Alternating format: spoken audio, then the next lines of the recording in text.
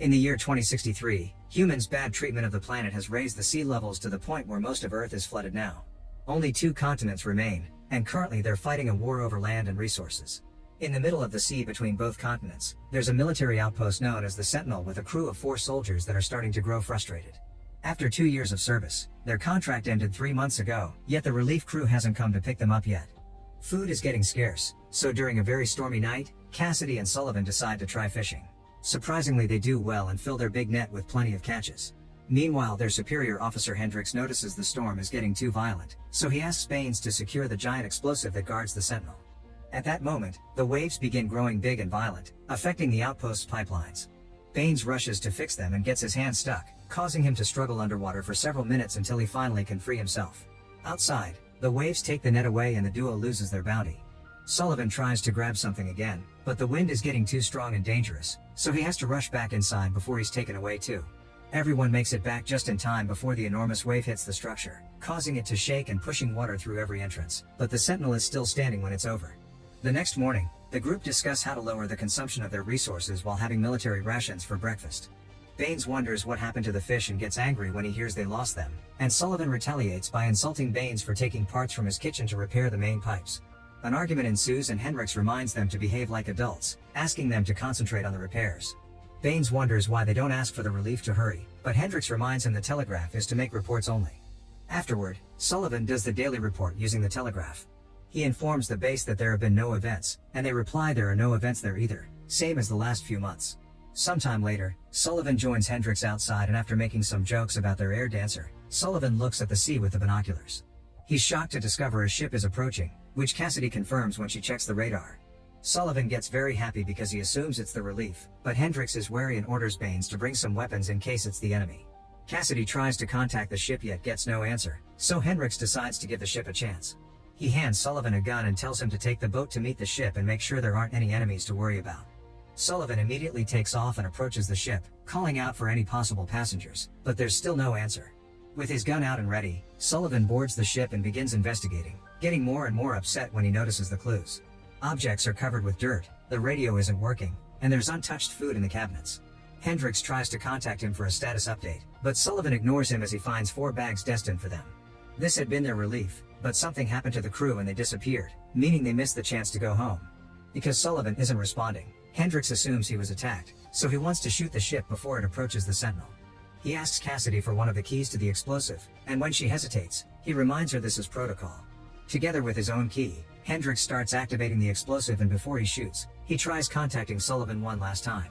Thankfully Sullivan does answer this time and the attack is cancelled.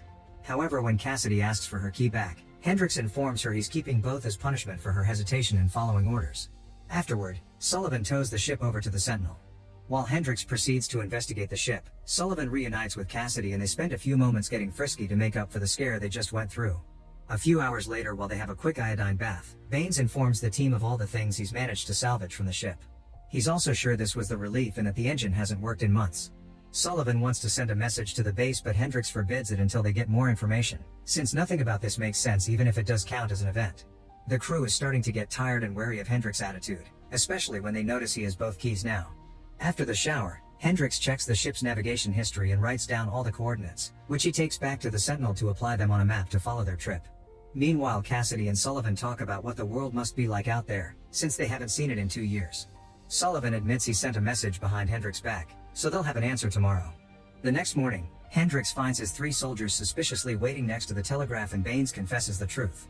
Hendricks intends to scold them for it, but at that moment the machine receives an answer. The group gets excited until they read what it says. It's exactly the same message Sullivan sent last night. It's then that they finally realize they lost contact with the base a long time ago, and the computer has just been sending back the no events message Sullivan sends every day. While Hendricks continues to work with the coordinates on the map, Baines begins sneaking into the ship with a plan in mind. One night, Sullivan catches him coming back, but Baines refuses to explain himself. The duo ends up drinking together, and Baines shares some stories about the family that awaits him at home, if home is still around at all. Suddenly, Baines confesses he thinks he can fix the ship. Excited by the hope of escaping, Sullivan rushes to give Cassidy the news and asks her to leave with him to live together in one of the few safe towns that are left on the continent, but Cassidy's hesitant and won't believe what she's hearing. The next day, Sullivan sneaks into the ship with Baines to help him fix the engine and together they manage to finish the job. As soon as they come out, They find Hendrix waiting for them, and he orders them to take down the ship to use its parts to fix the Sentinel. He won't allow them to leave because he claims that staying here is their duty, regardless if their contract has ended. Sullivan refuses to die here like it happened to others in the past, and Baines agrees, but when Cassidy joins them, she doesn't show support for them. Not caring about their arguments, Hendrix sends the team to work on repairs, threatening them with his gun if they don't obey. The guys are furious and afraid Hendrix has been too trigger-happy lately, so Cassidy volunteers to talk to him next. Cassidy tells Hendrix she understands he feels after he lost his last squad, but going away doesn't equal dying. If anything, it's salvation. Meanwhile, Sullivan and Baines are starting to wonder if they'll have to fight their boss to get what they want. Their conversation is interrupted by Hendrix, who admits Cassidy has presented a good argument. Since they don't have communications, someone should report to the base. 2 people get to stay, and 2 others should go. Hendrix is obviously staying, and Cassidy has volunteered to stay here as well. Baines is happy with this development, but Sullivan is heartbroken. Moments later, Sullivan talks to Cassidy in private, trying to convince her to come as well, either by replacing Baines or disobeying Hendrix. He's so desperate to make her happy that he even offers to take her place or stay here with her, but Cassidy snaps and tells him she doesn't love him. She's only thought of him as a human necessity. A devastated Sullivan rushes out of the room, and Cassidy breaks down in tears.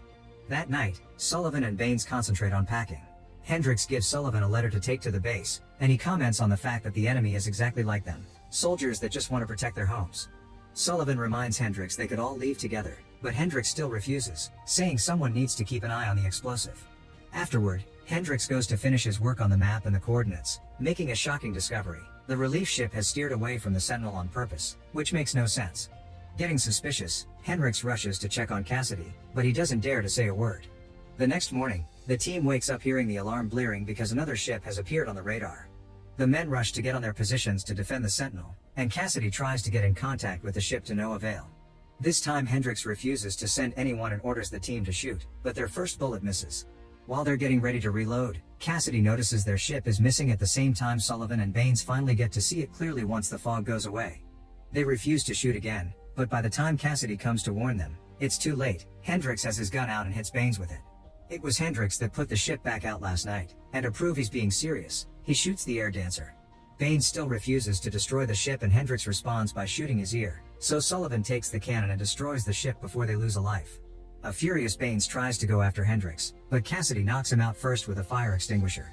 Afterward, Sullivan and Cassidy lock Hendrix up in the pantry and Cassidy takes back both keys. A furious Baines later tries to find Hendrix to kill him and ends up hitting Sullivan when he tries to stop him. Cassidy calms him down with words, but Baines still leaves to get drunk alone and unpack his things, which makes him cry. Sometime later, Cassidy mentions Hendrix needs his iodine bath, but Baines refuses to let him out and announces he quits. Sullivan tells Cassidy that they have no choice but to go through every single channel on the telegraph until they find one is working, and Cassidy takes the chance to confess she hadn't meant what she said about him.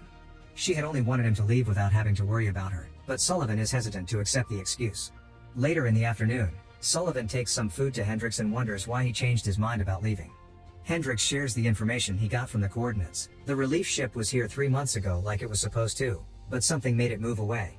This means there's a traitor among them that wants the explosive. Sullivan doesn't believe him and leaves, locking the door again. While Sullivan spends the rest of his day sending SOS messages to every channel, Baines keeps on drinking and tries to keep himself busy in his workshop, but he soon loses his mind and destroys everything he's built. Later in the evening, Cassidy shares with Sullivan a picture of her as a kid with her family, explaining they were killed by the enemy when she was still a child.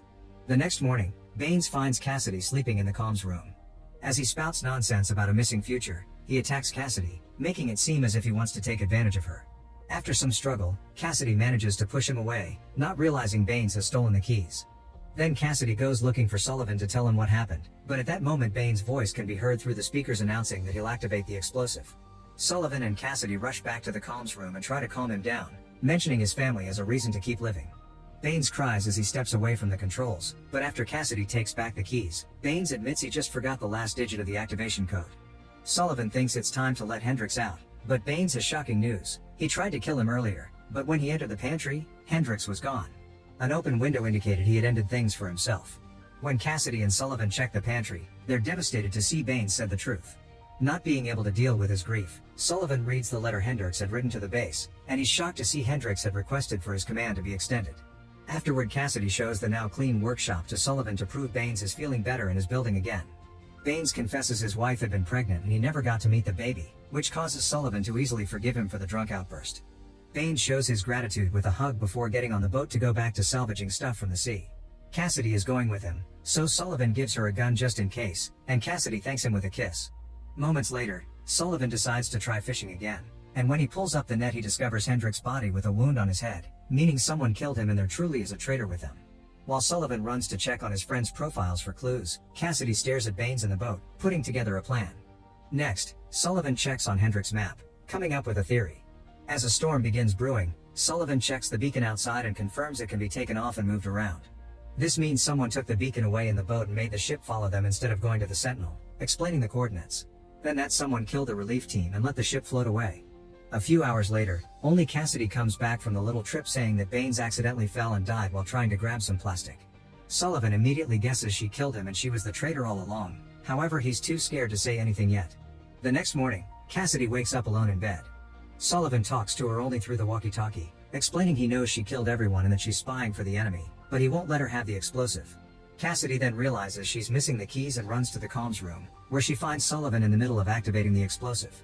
Since they have no future, he doesn't mind blowing the Sentinel up with them still inside. With Sullivan holding her at gunpoint, Cassidy tries to explain people in her homeland are suffering and she hated lying to him, but Sullivan doesn't believe her and activates the explosive. However, instead of exploding, the machine displays a funny little phrase that Baines liked to repeat, which makes them realize Baines reprogrammed the explosive so nobody can use it for destruction. In the end, Sullivan and Cassidy have a little talk. They agree that no matter what side of the war comes, they'll protect the Sentinel together and keep on surviving.